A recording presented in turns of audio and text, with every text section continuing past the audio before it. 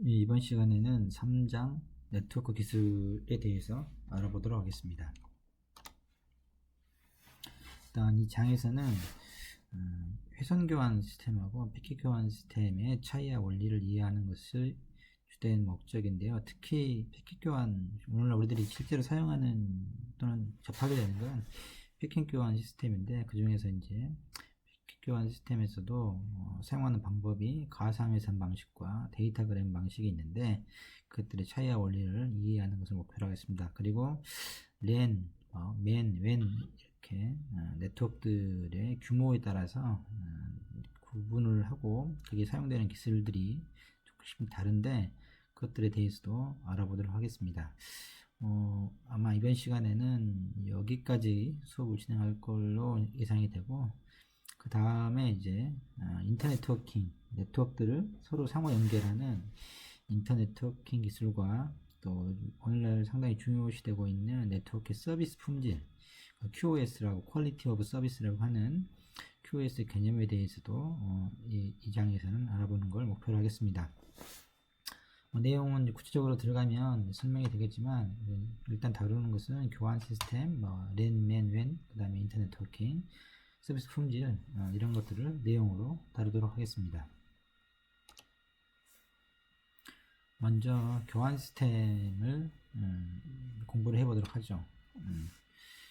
이제 교환 시스템이라고 하는 것은 이제 교환이라고 하는 스위칭이라고 하는 겁니다. 뭔가를 스위치한다, 연결을 새롭게 한다거나 이런 것들을 이야기하는 이제 방식인데, 데이터 통신을 할 때 이제 이런 교환을 이제 주로 하기 때문에 이제 우리가 이제 전체적으로 교환 시스템이라고 합니다. 보면 이제 그것도 크게 좀 책에 4가지 형태로 구분을 해놨는데,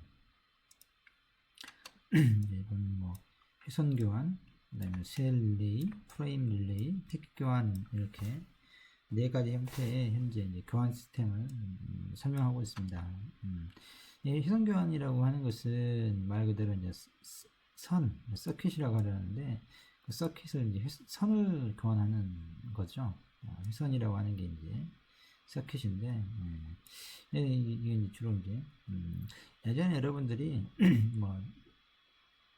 TV나 드라마에서나 바스법 영화에서나 아주 예전에 이제 사용하던 방식이죠. 그래서 보면 이제 전화를 연결할 때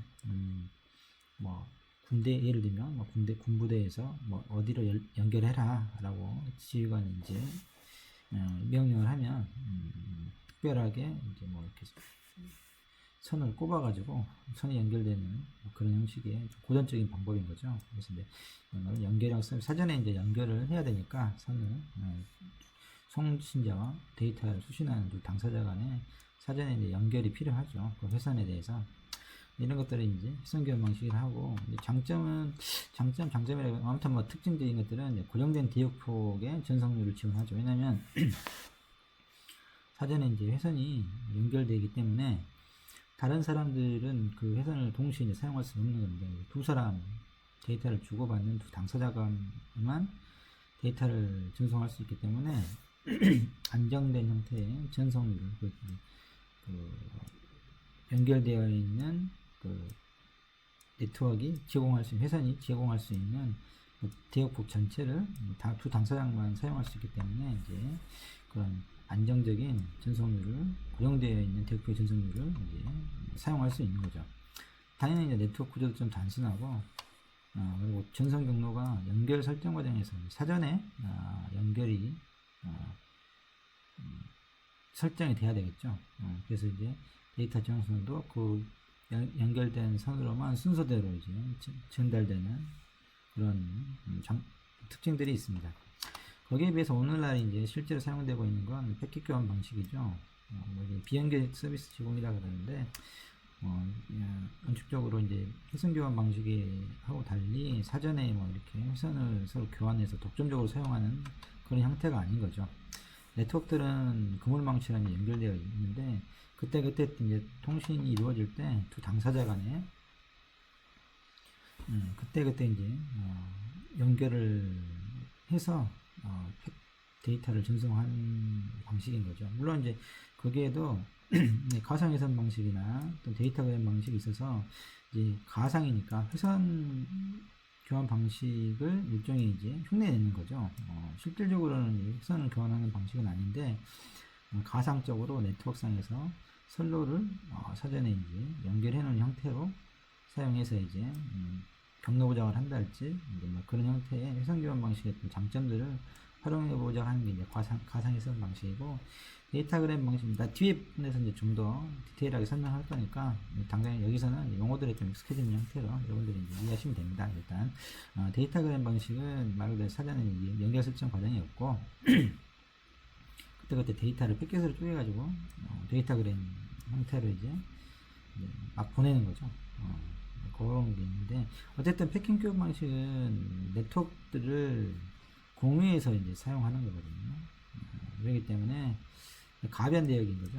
회선 교환 방식처럼 대역폭이 고정되어 있는 게 아니라 그때 사용하는 사람들에 따라서 사용하는 사람이 많아지면 설사 그 대역폭이 뭐 1기가를 지원한다 하더라도 여러 사람이 이제 공유해서 사용하게 되면은 실제로 저희가 서비스 받을 수 있는 것은 뭐 100메가 정도 된다거나 등등 그 고정된 대역폭이 아니라 그때 상황에 따른 가변 대역폭의 전송률을 이제 사용하도록 되고, 네트워크 구조가 상당히 복잡한 형태인 거죠. 그래서 오늘날에 이제 실제로는 여러분들이 접하게 된 것은 대부분이 이제 패킷 교환 방식이라는 것을 아시고, 이 부분도 이제 실제로 책에서 좀 더 자세히 다룹니다. 그 다음에 이제 프레임 릴레이니, 셀 릴레이니 하는 이제 교환 방식들이 있는데, 이런 것들은 초기에 패킷 교환 방식이 등장했을 때 상당히 좀 보면 엄격한 룰들을 따랐었는데, 하다 보니까 이제 효율성이 좀 떨어지고 그래서 그런 부분에서 이제 좀 더 데이터 전송률을 속도를 좀 향상시키고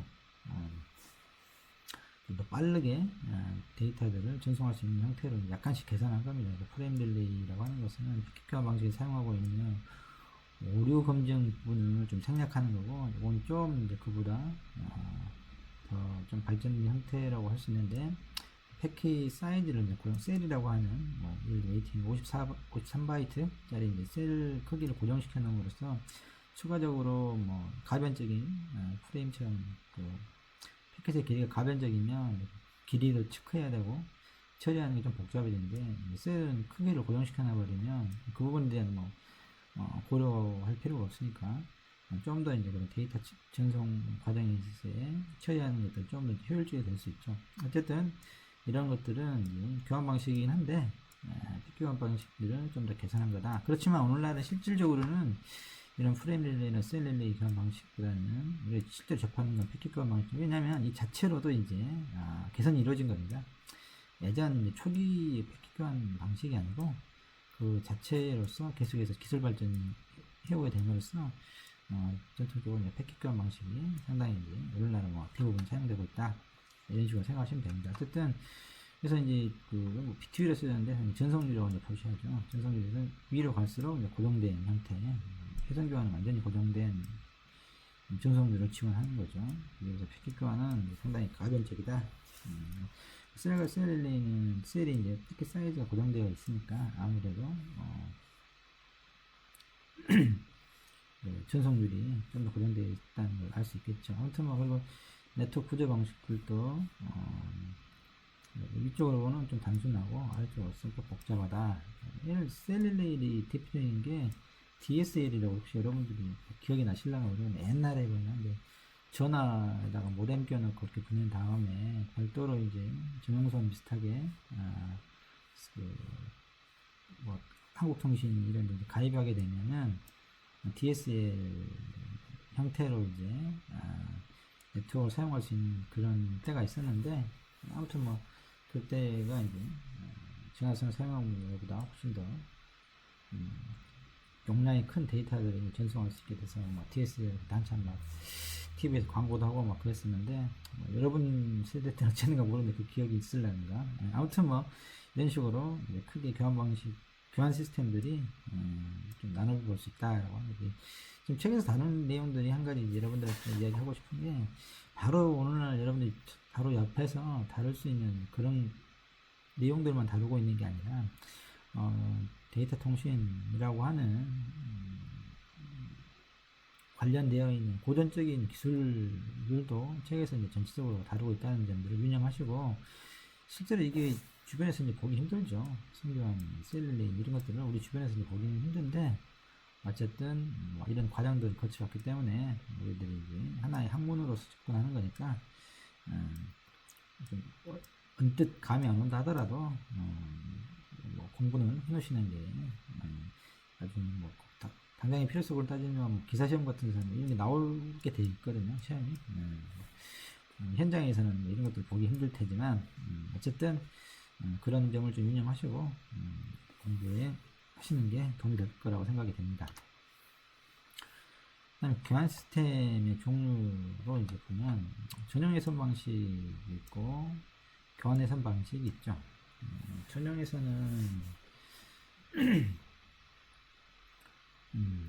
사실은 전용 예선은 이제 교환 시스템이라고 할 수는 없는데 왜냐면 이제 이 중에 한 라인인 거죠. 송수시간 간에 두 사람만 쓰는 전용의 통신 신호를 사용해서 데이터를 전송하는 거기 때문에 뭐 교환이 필요 없고 사실은 거의 그래서 전용의 예선을 예를 들면 뭐 외국 수상 간에 경상 간에 한 라인이라든지 이런 것들이 이제 별도의 선으로 다른 사람들이 전혀 개입할 수 없는 형태의 이제 전용 예선을 사용하는 뭐 그런 것이 있을 수 있죠.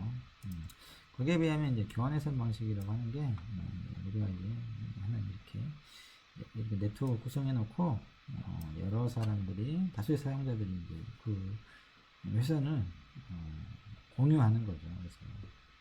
그래서 뭐 가상 예선이든 어쨌든 뭐 등등 여러 가지 방법들을 통해서 효율적인 사용들도 이제 도모하기도 하고 뭐 어떤 그런 형태들의 물론 당연히 이제 그렇다 보니까 중간에 있는 라우터 교환기 그래서 뭐 스위치를 여기서 좀 포명적으로 쓰는 거예요. 라우터 스위치 일반적으로 쓰는 용어들을 다 포함해서 이야기하는 거고 아무튼 이런 교환기들이 경로 설정을 해야 되고 뭐 이런 좀 더 복잡한 상황들이 이제 벌어지는 거죠. 당연히 전용 예선을 사용하게 되면 뭐 복잡하게 되겠습니까?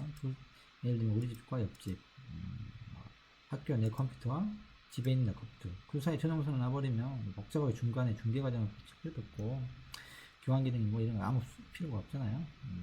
그렇지만 이제 현실적으로 그건 불가능한 일이고 비용도 엄청나게 든다고 엄청나게 비효율적이죠. 그래서 네트워크를 일단 구성해 놓고 그걸 이제 최대한 활용할 수 있는 여러 가지 방안들을 찾는 게 우리들이 사용할 교환 예선이면서 또 프로토콜들이 이제 그런 의미에서 좀 복잡해지는 겁니다. 다음에 이제 교환 시스템에 이제 아까 이야기했듯이 회선 교환과 피켓 교환이 있다고 했죠. 그 부분을 좀 자세히 설명하는 겁니다. 그래서 일단 회선 교환은 특정한 이제 회선들이 이렇게 선택하도록 되어 있어가지고 중간에 이제 교환원들이 이제 특별한 이쪽 송신자로부터 수신자한테 데이터를 전송할 때 사전에 이런 회선들을 이제 연결시켜 놓는 거죠. 그래서 이걸 독점적으로 이제 당사자 간에 사용하도록 보장해 줌으로써 다른 사람들이 같이 공유해서 사용할 수 없으니까 고정적인 디오폭을 최대한 이제 활용할 수 있죠. 다만 이제 효율성이 좀 떨어지겠죠. 다른 사람은 그 사람 실제로 데이터를 전송하고 있지 않은 상황이라 그러면 쓸데없이 이제 그 훼손을 점유하게 됨으로써 다른 사람들이 사용하는 걸 방해하게 되니까 전체적인 이제 데이터 전송량도 떨어지게 되는 거죠. 효율성은 떨어지게 되는 거죠.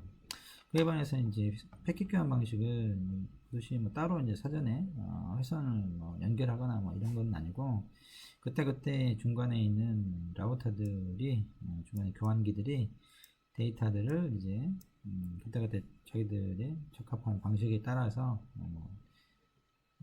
경로 설정을 하는 거죠. 해서 이제 이쪽 호스트부터 수신 호스트로 데이터를 조각을 내가지고 패킷 단위로 이렇게 보내게 됩니다.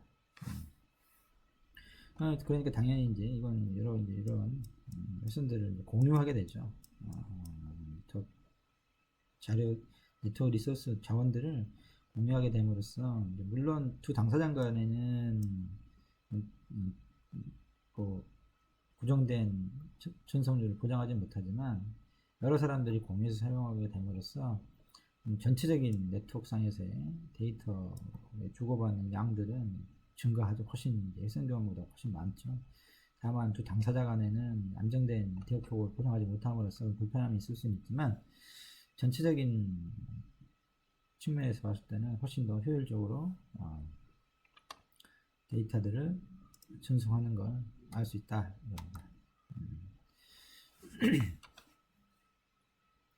근데 방금 말씀드린 것들이 이제 다인데 좀 더 이제 책에 나와 있는 데를 보면은 이제 회선 교환 경우에 연결 경로를 미리 설정한다.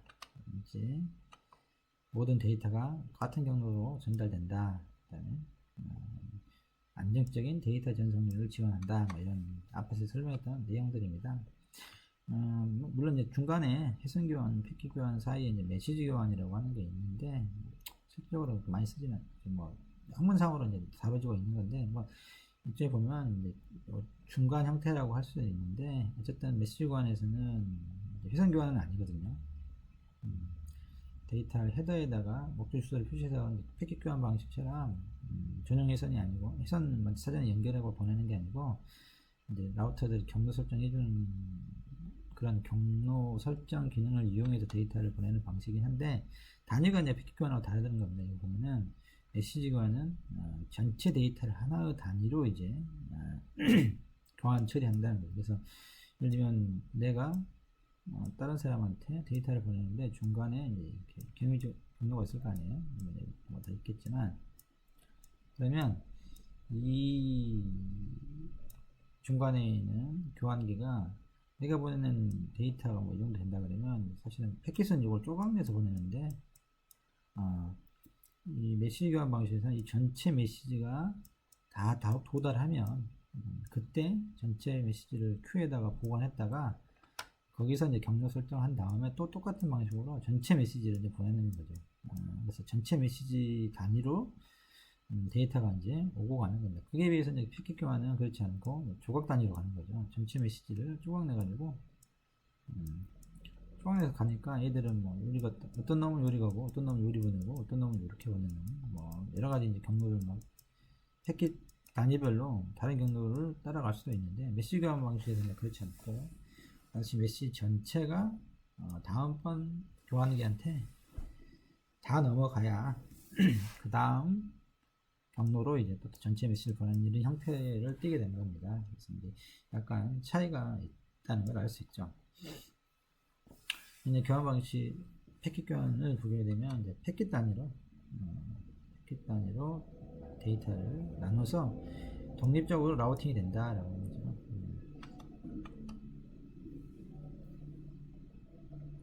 장점은 아까 이야기했듯이 전체적인 디역폭을 효율적으로 사용할 수 있다. 여러 사람이 사용하게 됨으로써 회선교환 방식처럼 두 사람이 그 회선을 점유하게 되면서 데이터가 실질적 데이터를 보내지 않고 있는데도 다른 사람들이 그 회선을 사용하는 것을 방해하게 되는데 이건 그런 게 없는 거죠. 이렇게 하고 이제 호스트도 무제한으로 사용할 수 있다. 네트워크는 이미 만들어져 있고 거기에 호스트를 이제 끼워 넣는 거죠. 붙이는 거니까 이론상으로는 무제한으로 이제 물론 실제로 무제한은 불가능할지 모르겠지만 어쨌든 호스트를 무제한으로 수용 가능하다. 중간에 있는 네트워크들을 공유하게 되는 거니까 그렇다는 겁니다. 그다음에 패킷의 우선순위를 부여할 수 있다라고 하는 건데 이걸 우선순위라고 할 수 있을지는 모르겠지만 어쨌든 간에 우선순위를 부여할 수 있죠. 그래서 특별하게 이제 긴급한 중요한 메시지 데이터를 전송하는 경우에는 거기에다 우선순위를 부여해서 걔들은 먼저 좀 전송해주는 형태로 라우터들이 특별하게 특별 취급하도록 하는 거죠. 그런 것들을 할 수 있다라고 하는 겁니다. 단점은 이제 지연이겠죠. 아무래도 여러 사용자들이 네트워크를 공유해서 사용하다 보니까 어떤 선로에는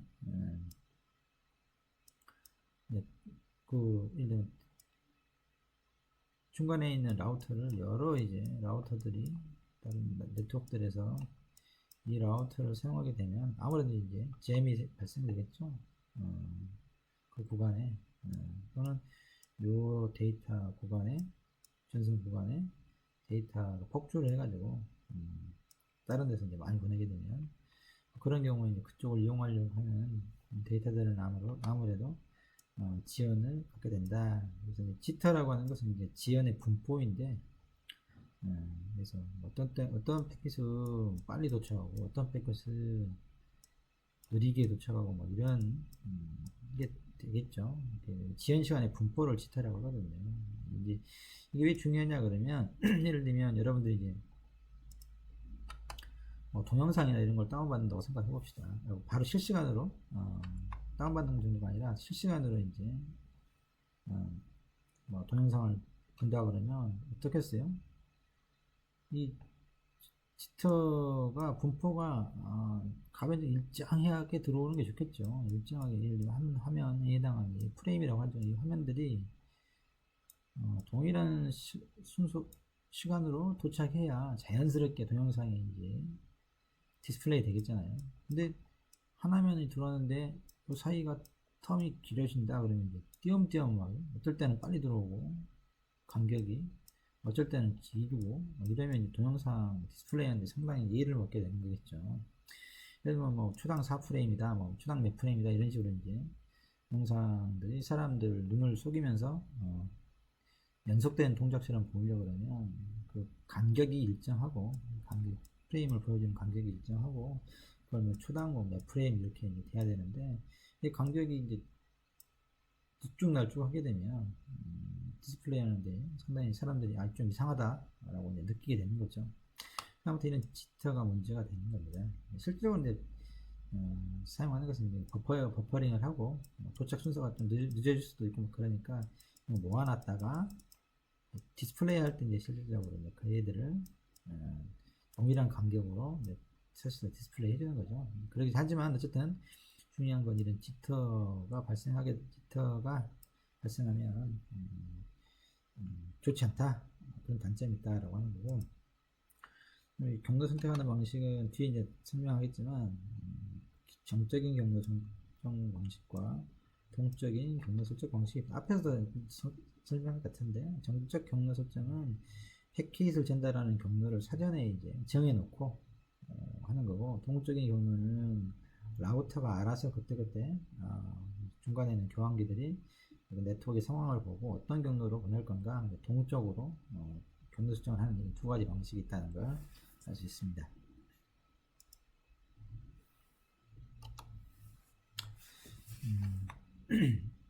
패킷 교환 방식이 실질적으로 이제 중요하기 때문에 패킷 교환 방식에 대해서 좀 더 자세히 알아보도록 하죠. 아까 이야기했듯이 패킷 교환 방식에는 가상회선 방식하고 데이터그램 방식이 있습니다. 그래서 첫 번째 이제 가상회선 방식을 보자 그러면 사실은 패킷 교환 시스템이라고 하는 게 패킷 교환이라고 하는 게 사실상 연결 설정을 전제로 하지는 않거든요. 회선 교환이나 이런 것처럼. 그렇지만 회선 교환은 나름대로 장점이 있잖아요. 순서가 일단 보장된다는 거죠, 패킷이. 그러면 받는 입장에서 그걸 다시 순서를 조정해야 되는 그런 오버헤드를 줄일 수 있죠. 회선 교환 방식. 그래서 이제 가상으로 실제로 네트워크는 그렇게 회선 교환이 아닌데 가짜로 이제 회선 방식 흉내내는 겁니다. 그래서 연결력 서비스를 이제 지원하는 기능을 이제 패킷 교환 시스템 내에서 이제 시도를 해보는 거죠. 그래서 사전에 송신자와 수신자 간에 사전 연결 설정을 해가지고 그 경유하는 경로를 이제 사전에 설정하는 겁니다. 이제 모든 패킷들이 그 경로만 따라서 순서대로 이제 전송되게 되는 거죠. 그래서 파란색 선으로 되어 있는 이 선을 따라서 이제 순서대로 1, 2, 3이 물론 패킷으로 조각나 있긴 하지만 그 경로를 따라서 수신자한테 보내짐으로써 수신 호스트에서는 따로 이거 순서에 대해서 고민할 필요가 없다. 이런 식으로 하는 게 이제 가상회선 방식인 겁니다. 거기에 반해서 이제 데이터그램은 말 그대로 이제 패킷에서 독립적으로 전송하는 거죠. 원래 이제 교환 시스템에 패킷 교환 시스템이 가지고 있는 속성을 이제 그대로 이용하는 거죠. 그래서 보면 이제 1, 2, 3이라고 하는 패킷을 좀 3개로 조각내 가지고 보내는데 보면 이제 보면 뭐 얘들이 이제 따로따로 지금 1, 2, 3번이 경로를 그때그때마다 중간에 교환기 라우터들이 이제 그때 사정에 따라서 따로따로 독립적으로 이제 경로 설정해서 보내게 되다 보니까 이 받는 쪽 입장에서 이렇게 순서가 이제 뒤집어질 수 있다라고 하는 겁니다. 그다음에 전송의 신뢰성이 좀 낮다, 순서가 비보장된다 라고 하는 거죠. 사전 연결 설정이 없기 때문에 좀 이런 단점들이 있긴 한데, 나름대로 단점은 사전 연결 과정이 있기 때문에 좀 속도가 빠를 수 있죠. 빠를 수 있고 좀 더 이제 가능한 경우가 많겠죠. 연결 설정 사전에 하려고 그러면 라우터들을 중간에 다 겹쳐서 하게 돼, 연결이 설정이 돼야 되는 그런 과정을 생각하게 되는 것이기 때문에 그렇습니다. 그냥 뭐 꼭 이게 데이터 그램이 나쁘다라고 할 수 없는 거죠. 좀 별로 이렇게 신뢰되지 않은 데이터를 이게 신뢰 중간에 패킷이 사라질 수도 있고 뭐 그런 건데, 요 데이터가 되면 아무래도 그럴 경우가 있죠. 왜냐면 여러 가지 떠돌다 보니까. 그렇지만 이제 경로 사전에 설정되면 그쪽으로만 쭉 가게 돼서 여러 가지 순서도 보장되고 중간에 뭐가 없어졌는지 이런 것들을 확인할 수 있는데, 데이터그램 방식에서는 순서가 이제 뒤집어질 수 있기 때문에 중간에 이놈이 사라졌는지 떴는지 알 수도 없는 그런 상황도 발생할 수 있잖아요. 어쨌든 그런 것 때문에 데이터그램이 비신뢰적이긴 하지만 빠르다, 이런 장점이 있다. 사전 연결 설정 과정이 이렇기 때문에 이런 이제 장단점이 있는 겁니다. 그 다음에 이제 프레임 릴레이와 셀 릴레이 두 가지는 이제 초기에 패킷 교환 방식의 단점들을 보완해 보고자 프레임 릴레이와 셀 릴레이 형식이 나온 겁니다. 첫 번째 이제 프레임 릴레이는 뭐냐면, 전통적인 패킷 교환망에서의 방식을 보면 이 호스트로부터 수신 호스트까지 데이터를 전송할 때 중간에 있는 라우터 교환기들 있잖아요. 거쳐갈 때 다 오류에 관한 처리를 하게 된다는, 데이터 링크 계층에 있는 이 계층에 있는 애들이 작동을 한다는 거죠. 패킷을 얘한테 일단 보내면 얘는 그게 오류가 있는지 없는지 보고 오류가 없다 이렇게 이제 응답을 하는 거죠. 또 여기서 이제 그 다음에 응답을 하고 이제 보내는 거죠. 오류가 없다고 확인하고, 마찬가지로 얘도 이제 받아가지고 얘가 오류가 있는지 없는지 검사하고 오류가 없다 보내주고, 또 이제 데이터를 전송. 파란색은 데이터가 가는 걸 나타내고, 아래에 있는 반대쪽으로 되어 있는 화살표가 얘들은 이제 오류에 관해서 있냐 없냐라고 하는 걸 가르쳐 주는 거예요. 최종적으로 이제 수신 호스트에서 이 데이터를 받으면 그게 대해서 자기가 응답을 보내거든요. 제대로 받았다라고 하는. 근데 그 응답 메시지를 보내는 데 있어서도 직접적으로 연결되어 있는 두 당사자 간에 이 응답 메시지에 오류가 있냐 없냐를 이제 계속해서 반대쪽으로 보내주는 겁니다. 그러니까 데이터 전송하고 응답을 보내는데 잘 받았는지 안 했는지, 그 과정에 있는 참여하는 모든 라우터들은 어쨌든 그 데이터든 응답 메시지든 두 가지를 다 자기들 그냥 데이터로 보고 거기에 대해서 오류가 있었는지 없었는지를 바로 자기 앞에 있는 노드들한테 가르치는 이런 과정이 있는 거죠. 이게 원칙적으로 이제 이런 식으로 이제 프로토콜들이 엄격하게 지키면 이렇게 이제 구성이 돼야 되는 거예요. 그렇죠? 근데 이제 보면 이제 좀 이런 부분들이 상당히 오버헤드인 거죠. 오류 검사하고 기다려야 되고 그러면 데이터가 전송이 늦어지고 메시지 받는 데까지 상당히 이제 그 딜레이가 늦어지는데, 이제 보니까 실질적으로 이제 네트워크이 물리적인 전송 오류가 낮아 확률이 낮아요. 왜냐면 기술적인 진보가 있으면서 매체들이 이제 고급화 되는 거죠. 기술 진보가 있기 때문에 네트워크가 실제로 이제 초기에는 이 선이 이렇게 기계들이 물리적인 오류가 많기 때문에 데이터가 제대로 전송되어 있는지 부분도 일일이 다 확인해야 되는 그런 번거로움이 있었는데, 기계들이 좋아지고 또 사용하는 선들도 좋아지다 보니까 아무래도 이런 물리적 전송 오류가 낮아지거든요. 그러니까 이런 과정들이 이제 의미가 없어진다. 의미가. 이런 과정들을 할 필요가 없다. 그냥 그런 이제 상황적인, 환경적인 개선사항이 있었기 때문에 그냥 그런 과정들 다 생략하고 그냥 호스트로부터 수신자로까지 데이터를 보내면 얘가 제대로 받았으면 그에 따라 그냥 응답만 하자 라고 하는 거죠. 그러면 이제 중간에 있는 이런 과정들이 다 생략이 될 수 있는 거죠. 그렇게 되면서 훨씬 속도를 늘릴 수 있는 겁니다. 당연히 그러겠죠. 이건 이제 물리적인 전송 오류가 낮아지는 그런 기술적인 진보가 있었기 때문에 가능한 이야기인 거죠. 오늘날도 그렇습니다. 이게 이제 프레임 릴레이다.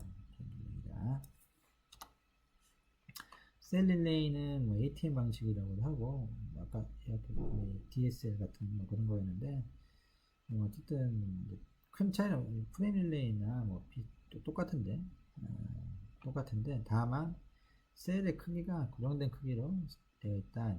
고정된 크기. 그래서 뭐 553바이트인가 이렇게 되어 있는데, 정확하게 다르긴 하지만 일반적으로 53바이트 되어 있어서 프레임 릴레이하고는 다르게 데이터 패킷 사이즈가 이제 셀이 이제 그거거든요. 셀이 53바이트 패킷을 갖다 셀이라고 하는 거예요. 그래서 고정되어 있기 때문에 상대편에서 보내는 데이터가 가변적이어서 크니 작은 패킷이 그런 것들은 보유할 필요가 없이 만약 그렇지 않으면 일일이 크기를 확인해야 되는 그런 번거로움들이 있거든요. 여러분들 프로그램을 해보시면 알겠지만 데이터 사이즈가 크냐 작냐를 항상 좀 알고 있어야 데이터 처리하는데 이제 용이한데 이건 뭐라도 무조건 53바이트로 고정되어 있으니까 뭐 훨씬 이제 다룰 때 그런 부분 길이를 재야 되는 뭐 그런 오버헤드를 줄일 수 있는 거죠. 좀 더 효율적이다. 이제 셀 릴레이 방식이다 라고 하는 겁니다. 마지막으로 이번 시간에 마지막으로 랜에 대해서 좀 알아보도록 하겠습니다. 먼저 랜은 뭐 많이 들어보셨죠? 랜선 이렇게 하는 것이 보면 이제 로컬 에어리어 네트워크라 로컬이라 하는 사실상 근데 로컬이 뭐냐라고 정의되기는 사실상 쉽지 않은데 흔히 이제 소규모 지역에서 쓰는 그런 단위의 네트워크 구성을 갖다가 로컬 에어리어 네트워크라고 하는 거죠. 예를 들면 뭐 우리 건물 뭐 이런 식으로 되게 보면 이제 호스트 주소를 네트워크 주소를 공유하는 걸 이제 로컬 에어리어 네트워크라고 일반적으로 이야기하기도 합니다. 뭐 IP 주소가 4바이트 돼 있다 했잖아요. A 클래스, B 클래스, C 클래스 되게 많은 클래스마다 있는데 그 네트워크 주소하고 크게 IP 주소 따지면 호스트 주소로 나눠지는데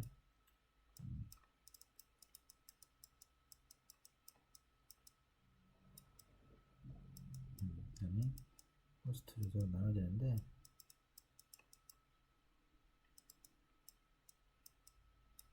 일단 네트워크 주소를 공유해요.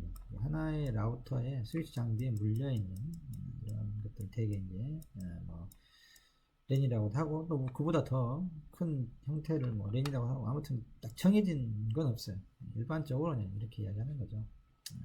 그래서 이제 뭐 브로드캐스팅 방식으로 전송한다라고 하는데 뭐 옛날에 이제 허브라고 더미 허브라고 있어가지고 이렇게 랜선을 이렇게 막 뽑아 놓으면 허브를 여러분들이 보셨는가 모르네.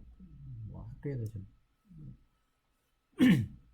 공유기를 좀 생각하시면 될 수도 있어요. 공유기를 스위칭 기능이 없는 공유기랄지 그래서 이게 컴퓨터를 이렇게 꽂아놓고 더미 허브라고 하는데 더미 허브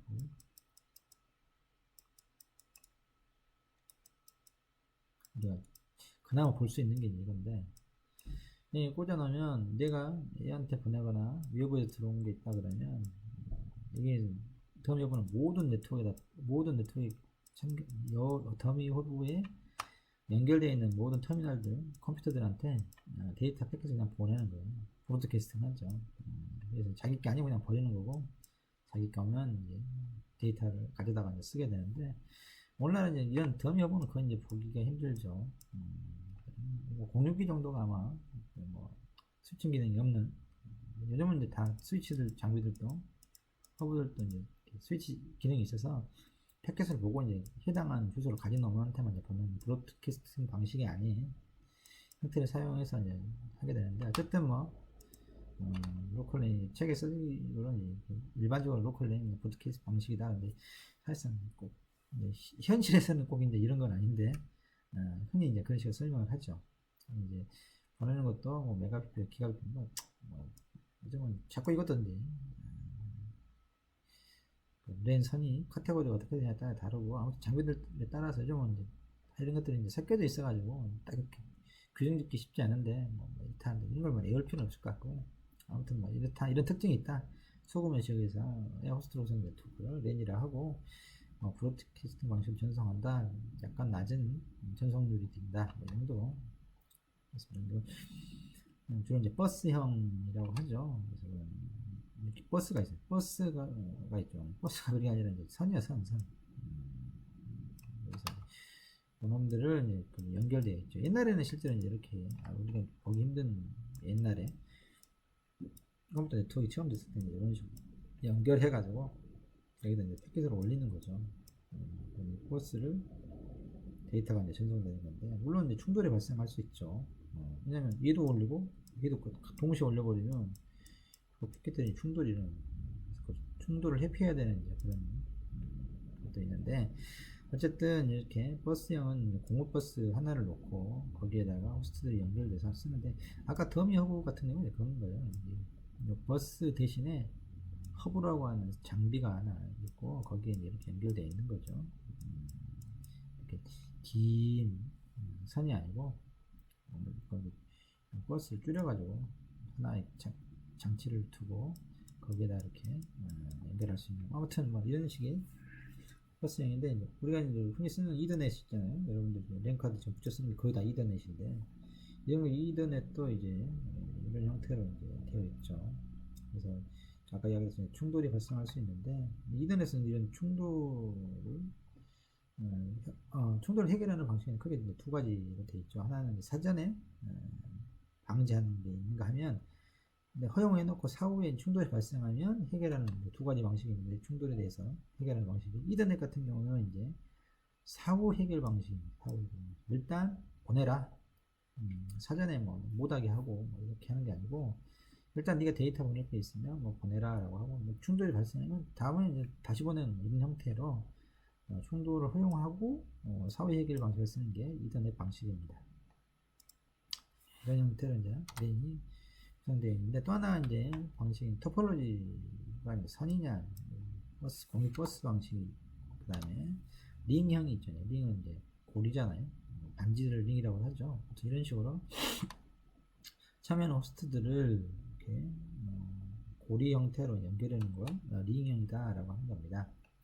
그래서 이 경우도 이제 이걸 공유하게 되죠. 솔로 하나를 가지고 뭐 시계 방향이든 또 반대 방향이든 한쪽 방향으로만 데이터들을 전송하도록 이제 해놔야 충돌을 좀 더 줄일 수 있고 그 다음에 하나는 충돌을 방지하는 것을 사전에 해결하는 방법인데 사전에 충돌 방지 방법인데 앞에 공유버스 이더넷 같은 경우는 사후 방식인데 사전 방식인 거죠. 사전에 이제 충돌을 가능성을 차단하는 건데 뭐를 이용하냐 그러면 이 토큰이라고 하는 걸 사용해요.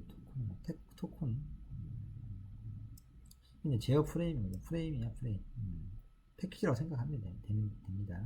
이제 그 토큰 하나를 가지고 돌리는 거예요.